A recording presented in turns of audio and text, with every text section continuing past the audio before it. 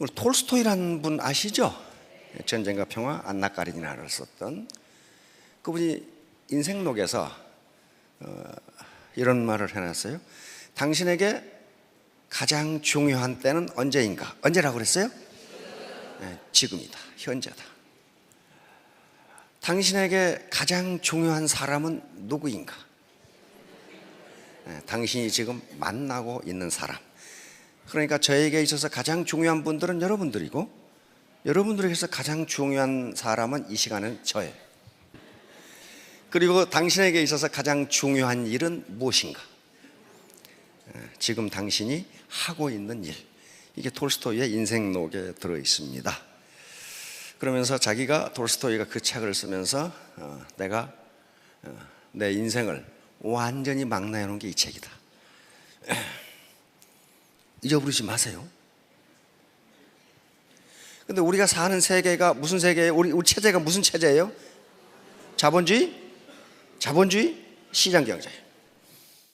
그러니까 현재 내 삶이 불만족스럽다면 뭐가 부족해요? 자본이 부족하구나. 자본이 부족하면요, 죽었다가 까무러치는 수가 있어도 잘 살지 못해요. 왜? 자본주의 시장경제잖아요. 자본이 생산을 한다고, 자본이. 그러니까 내 봉급이 적다, 내 소득이 적다, 내 일이 안 된다, 이 삶이 이 모양이냐? 그것은 자본 부족이에요. 자본 부족. 그러면 이제 문제는 이거예요. 뭐가 자본이냐? 그렇죠. 뭐가 자본이냐? 자, 옛날에 농경시대에는 뭘 가지면 부자였습니까? 땅이야, 땅. 그때 땅이 자본이에요. 그 다음에 산업화 시대에는 누가 부자였어요? 네, 그때부터 헷갈리기 시작하는 거죠. 네, 그때부터 자본을 가진 사람이 부자예요. 이때 자본은 돈을 자본이라고 하지 않습니다. 공장, 기계, 설비, 건물, 이게 다 자본이에요. 지금도 자본을 가지면 부자예요. 서울 강남에 상가, 5층짜리 상가가 있다. 이게 뭐예요? 자본이에요. 그 자본은 자본주의 시장 경제에서 생산성을 발휘합니다. 건물이 생산성을 발휘해서 나한테 아무 일을 않더라도 소득을 갖다 줘요. 그 자본은 크리스마스 날도 안 쉬고 일요일 날도 안 쉬어요. 1년 365일 생산 활동을 해요. 그게 자본이에요. 근데 가장 중요한 것은 이제 인적 자본인데, 다행히 우리나라는 굉장히 빠른 속도로 세계의 역사의 흐름과 같이 하고 있어요. 지식정보화 시대로 들어가 버렸어요. 지식정보화 시대라는 것은 지식과 정보가 무엇이 되는 것이다? 생산 요소, 돈이 되는 것이다. 공장 아무리 큰 것 가지고 있어도 안 된다 이거야. 이제 안 돼. 지식과 정보가 들어가지 않으면 돈이 안 된다 이거야. 그게 지식정보화 시대예요. 지금 우리가 그 시대를 살고 있는 게 다행히 그런데 애터미 정보라는 걸 알았다고요. 정보는 공짜가 아닙니다. 절대로 공짜가 아니에요. 근데 이 사회, 다음 사회, 지식정보화 사회에서 지금 우리는 어떤 사회로 가고 있냐면은 미래학자들이 드림 소사이어티, 꿈의 사회로 가고 있다고 그럽니다. 드림 소사이어티에서 가장 중요한 게 뭐냐면은 이미지예요. 당신의 매력이라고. 매력이 가장 중요한 생산자원이에요. 뭐라고 그랬어요? 매력. 이 양반요, 노벨상 받은 분이에요. 노벨 경제학상을 받았는데 전공은 심리학이에요. 심리학자로서 인간이 의사결정을 어떻게 하는가를 연구해서 노벨상을 받았어요. 자, 섬김 리더십. 이게 이제 매력의 기본이에요. 처음 오신 분이나 또는 얼마 됐더라도 리더십이라는 말이 굉장히 생소할 수가 있어요. 내가 무슨 리더인가? 내가 누구를 끌고 가지? 그런데 모든 인간은 근본적으로 리더입니다. 그리고 애터미 사업자 각각은 전부 리더가 되지 않으면요, 성공 못해요. 지금까지 산업화 시대까지 리더십은 권위주의적 리더십이었어요. 리더가 폴로미, 나를 따르라, 너 그렇게 해, 너 왜 그렇게 하냐, 이렇게 했어요. 근데 그 리더십이 나쁜 게 아니에요. 아니야. 그 시대에 맞아. 그것이 중후장대한 대량 생산 시대에는 컨베이어 시스템으로 일렬 횡대로 씌워놓고 기계적으로 일을 해야 생산성이 높아. 그런데 지금 지식정보화 시대에는 그렇게 일해가지고는 물건이 한 개도 안 팔려. 안 팔려. 개성의 시대가 온 거예요. 개성의 시대가. 이때 가장 필요한 게 섬김 리더십이에요. 서번트 리더십이라고 하는데, 리더가 권위주의적으로 지시하고 명령하고 나를 따르라 하는 것이 아니라 같이 갑시다. 어떻게 할까요? 이거란 말이에요.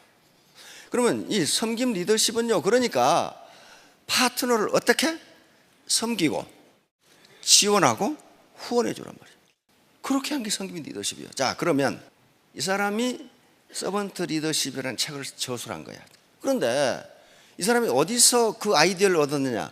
요 헤르만 헤세의 소설을 읽고 서번트 리더십이라는 걸 아이디어를 번쩍하고 얻었어요. 여기에 동방으로 여행, 헤르만 헤세 있죠? The Journey to the East, 동방으로 여행에서 여기에 레오라는 인물이 나오는데, 여행 집단 중에, 단체 중에 레오라는 인물이 나오는, 레오는 그 단체 하인이야, 하인. 쑥 동방으로 그 무리가 가는데 어느 날 갑자기 레오가 없어졌어. 없어졌는데 없어진 뒤부터 조직이 아주 엉망진창이야. 일이 되는 일이 없어.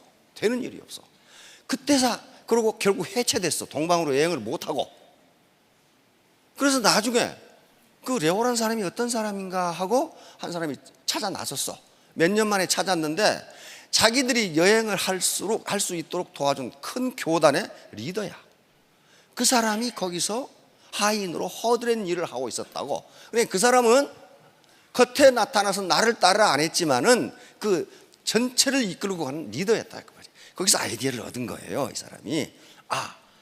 이제 앞으로 시대는 이렇게 돼야 된다. 근데 그 당시는 냉전이 한참 진행되고 기업 간에 치열한 경쟁이 진행되는 시기이기 때문에 별로 관심을 얻지 못했어. 근데 20년 후에 그 책이 나온 거예요. 모든 기업이 지금은 기업 워크숍에서 서번트 리더십을 토의 주제로 하고 있다. 그럼 왜 그 시대가 서번트 리더십에서 레오 같은 역할, 그게 중요한데 왜 그렇게 바뀌었을까? 20년 전에 그린리프가 얘기할 때는 아무도 말을 안 듣다가 20년 후에 갑자기 이거 봐라, 이거 해야 되겠네, 바뀌었을까? 시대가 바뀐 거예요. 시대가 1970년대 후반에는 그때만 하나도 산업화 시대예요. 그러나 미국 내부에서는 1970년대부터 지식정보화 시대로 가고 있었어요. 그래서 그린리프는 이걸 발표한 거예요. 그러나 기업은 아직 못 따라왔어. 그러다가 시대가 바뀐 거예요. 다시 말하면 지식정보화 시대가 되니까 컴퓨터와 인터넷 그리고 SNS의 발전으로 리더가 정보 독점을 못하게 돼. 다 알아. 그 사람 아는 건 나도 알아. 그 사람 아는 건 나도 알아. 그러니까 리더가 정보 독점을 못해. 정보 독점을 하는 자가 권력을 갖습니다. 부하들은 모르는데 나는 알아. 그럼 어때요? 그 리더의 말을 따르지 않을 수가 없어요. 그건 지금 다 알아. 자, 시대가 이렇게 되니까 리더가 나를 따르라 해가지고는 안 따른다, 그런 말이에요. 설득하지 않고는 안 따라간다는 거예요. 그래서 이 시대가 된 거예요, 이제.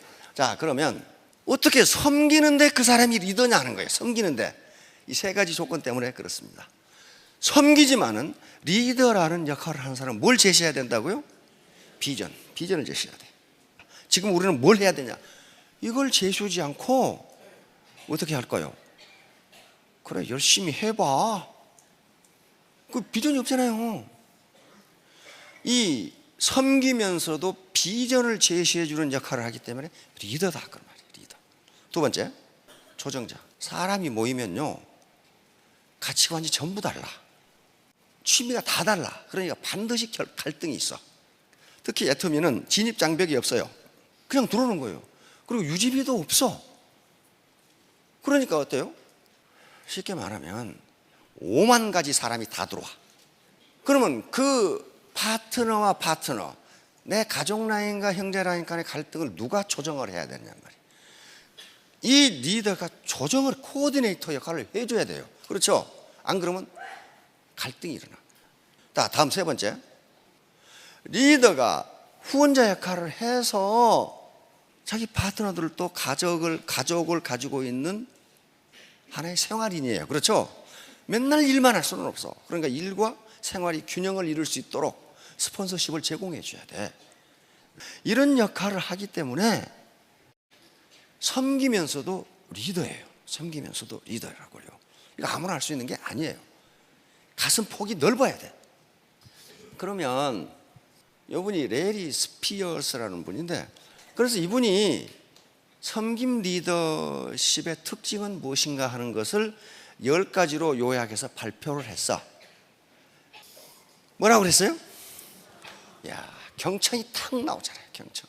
섬김 리더가 되는 것 중에 가장 중요한 게 뭐다? 경청이다. 남의 말을 들어라. 자, 다음 공감. 파트너의 어려움, 파트너의 아픔, 이것에 공감을 표시해야 돼요. 공감을 표시하고 그걸 지원해 주려고 노력해야 돼. 파트너가 스폰서님, 제 어머니가 XX암에 걸렸어요. 그러면 보통 인간은 어떻게 해요? 깜짝 놀래가지고, 아니 지금 어디 병원에 계세요? 돈을 많이 못 드리지만 10만 원이라도 치료비 보태주세요 하고 들을 수 있죠.